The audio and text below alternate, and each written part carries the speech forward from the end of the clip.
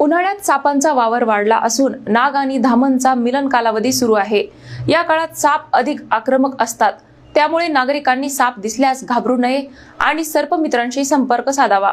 सध्या उन्हाळ्याच्या पार्श्वभूमीवर नाग आणि धामण सापांचा मिलन कालावधी सुरू झाला असून या काळात साप अधिक चिडचिडे आणि आक्रमक होत असल्याचे तज्ज्ञांनी सांगितले आहे। उष्णतेपासून बचाव करण्यासाठी साप थंड जागेच्या शोधात गाव आणि शहर परिसरात येताना दिसत आहेत। अशा परिस्थितीत साप दिसल्यास कोणत्याही प्रकारे त्याला पकडण्याचा किंवा मारण्याचा प्रयत्न करू नये, कारण साप स्वतःहून हल्ला करत नाही, मात्र स्वतःच्या बचावासाठी तो चावा घेऊ शकतो, जो जीव घेणा ठरू शकतो। वन्यजीव संरक्षण कायदा 1972 नुसार साप मारणे हा गंभीर गुन्हा असून त्यासाठी दंड किंवा कारावासाची तरतूद आहे। साप पर्यावरणासाठी अत्यंत महत्त्वाचे असून ते उंदीर आणि कीटक खाऊन अन्न साखळी संतुलित ठेवतात। घरात किंवा परिसरात साप आढळल्यास घाबरू नये, तर तात्काळ वन विभाग किंवा स्थानिक सर्पमित्राशी संपर्क साधावा, असे आवाहन करण्यात आले आहे।